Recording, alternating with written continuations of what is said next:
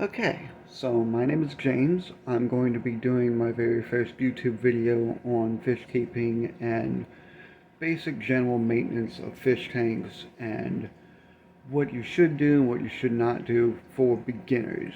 I have several different tanks. This is my 20-gallon long tank community fish, so I got some, let's see where they at. I got some neon tetras in the back, some white skirt tetras, they're really pretty. Blue gouramis, they're my favorite. I also have some soapy tetras and swordtails right there. I got some koi catfish. I got several different types of them throughout my tanks. Um, let's see, I also had a pleco, but I think I moved him to my other 20-gallon. And that's pretty much it for this tank. That's really all that's in here. I like keeping a deep substrate between 2 inches, 1 to 3 ish. Um, let's see what else about this tank. I keep this one heavily stocked with plants. I like to have more plants in there to help with the filtering. I just have a basic hang on the back filter. Honestly, I don't do water changes. It's a little murky right now because I moved some stuff up, and I did a lot of cleaning earlier with moving some plants from this tank to a different tank. So I've stirred up the sediment and made it a little cloudy, but it'll be alright. It will be perfectly clear in the morning. But I don't do water changes, partly because I'm lazy, partly because I don't really ever have to with this tank. Everything stays nice and clear. I haven't had any fish deaths in over 6 months. Rarely do I change the filter on this tank.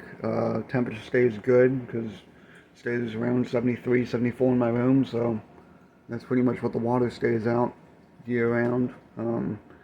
I just run water, a basic light, and I got that one off of Amazon. It was like 20 bucks, and just a filter that I got laying around because I got plenty of them. I'm gonna be moving to my other. I think I'll do the 20-gallon. 1 second here. I gotta move some stuff out of the way because my room is definitely not prepared for doing YouTube videos. But over time, I'll be updating that and cleaning more and doing what needs to be done. So here is my 20-gallon aggressive cichlid tank. I have kind of like a mix of aggressive fish in here. I got some pacu, which are absolutely beautiful. I love them. These guys will be moving to my dad's 55-gallon long and eventually to the 120 because pacu get huge. I'm probably just going to keep the cichlids in there because they're beautiful. I love the yellow one. I also got some koi catfish in there and some. I got the suckerfish back here somewhere. My little pleco. I think he's in the back. But what I like about this tank is I like the sand bottom of it. It's kind of like the saltwater tank I have over here too. This one I just set it up probably 3 months ago, 4 months ago. Basically put the water in, put the sand in. Haven't really had to do anything else. I just let it sit. Once in a while I'll do a check on it just to make sure that the alkalinity is right and the hardness. I use buffer to keep that stabilized, but very, very rarely do I even add that because I don't like using that kind of stuff. I like letting the sediments, the rocks, and everything else kind of just take care of itself. But I never really have any problems. Excuse the mess, I got crap everywhere. Same thing with this one. I have, these are my grandmother's plants that she's put in the back too. I will be selling those plants, and they're spider plants, so I got plenty of them. She's got hundreds. I also got a mangrove plant there. I couldn't think of the name, but another one of the hang-on back filters. I love them because they're cheap and they're pretty good. I like running carbon in the back and filter floss, and that's it. I don't put anything in there to get rid of ammonia because, as you know, or should know, for the nitrite cycle, you don't need to get rid of ammonia. Ammonia will get rid of itself. Ammonia turns from ammonia to nitrite and then nitrate. And at that point, you're pretty much fine to add fish afterwards. Some people do a little bit of a water change once you get the nitrate spike. I, however, don't. I just plant a bunch of plants in there and it kind of drops by itself. Like I just got done doing nitrate, nitrate test and pH test on all the tanks, and everybody's sitting where they need to. These sit a little bit higher I got this one around like 7.9 to 8.1 in this tank. 20-gallon community, that one sits around 7, maybe 7.5-ish. Also got a frog in there too. I found him on the ground, so he just chills. I don't know if you can see him. I also have a massive assortment of crap and bottles and containers and additives, most of which I don't even use. Say hello, buddy. Oh, he just hit. Come back here. Say hi to the people. Ooh. Also, I have Penelope. She is going to be the mascot for Jay's Aquatics, even though it's a bunny, so she's a little sweetie. And here, it's a 20-gallon reef tank. Let me see if I can get the little lens on here so you guys can see better. I absolutely love this tank. It is by far my favorite because of all the colors. If I could find a piece to show you guys the colors. Alright. There we go. Now you can see some colors. So we got some oranges in there, some yellows, some greens. Most of these are soft corals. I don't really like the stony coral because the one I have is like half dead. So, yeah. Eventually I'll do more videos on saltwater, but there's so many videos of it right now, and I'm still new to it, so I'm not even going to try to tell you how to keep saltwater because I'm probably not even doing it right, to be honest with you. But everything I have here I haven't had anything die in forever. The green one right there, he's kind of dying a bit, but that was like 2 months ago, and he still hasn't healed back from it, so... Oh well, I also got a mushroom right there. I like the little green mushroom.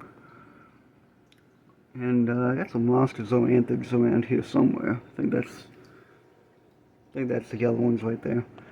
They're really pretty. Also, last tank, hold on. Don't need y'all seeing my nasty floor. This is going to be my fourth setup here. I'm going to have a shrimp tank. Right now I'm just letting this thing cycle. I'll be going on and talking about this more later on once I get this tank. But as for the YouTube channel, this is going to be all new to me. I've never done a YouTube channel before. I love fish. I love going and setting it up, starting new tanks, and just seeing what happens and what grows and what doesn't. But so far, this is my favorite tank.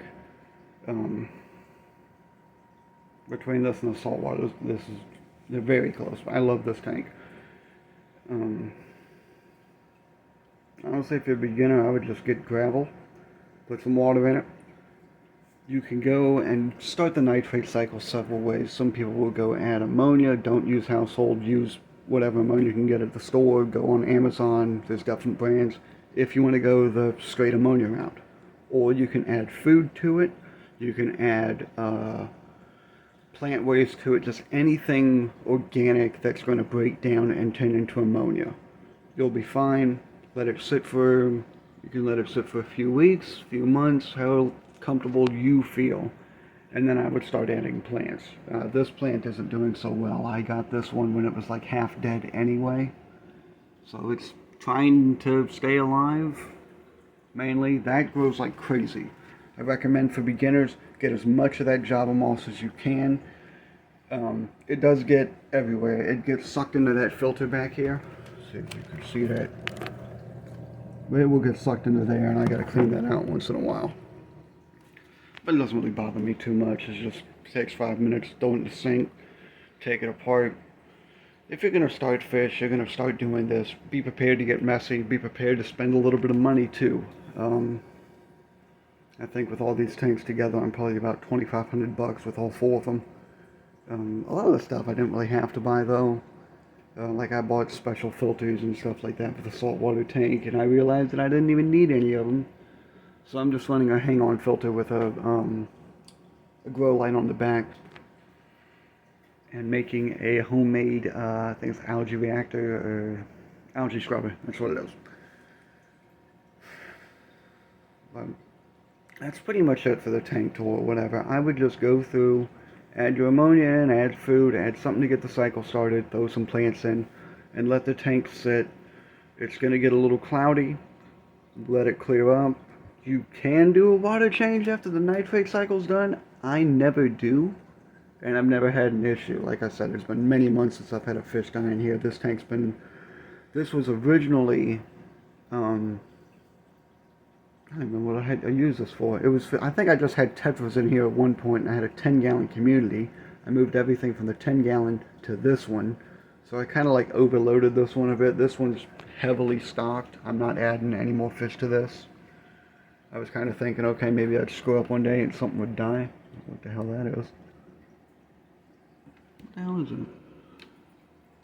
Looks like fish food. But, I'll be posting more videos as much as possible, getting better equipment, and have my friend Diamond, who has a better voice than I do, sit here and talk more about fish and talk more about what she likes about it, and just kind of build and grow from there. But this is definitely just going to be the first basic video, so if you've gotten this far, thank you. If not, oh well. Hopefully you like and subscribe the video. My name's Jay. I hope you like it.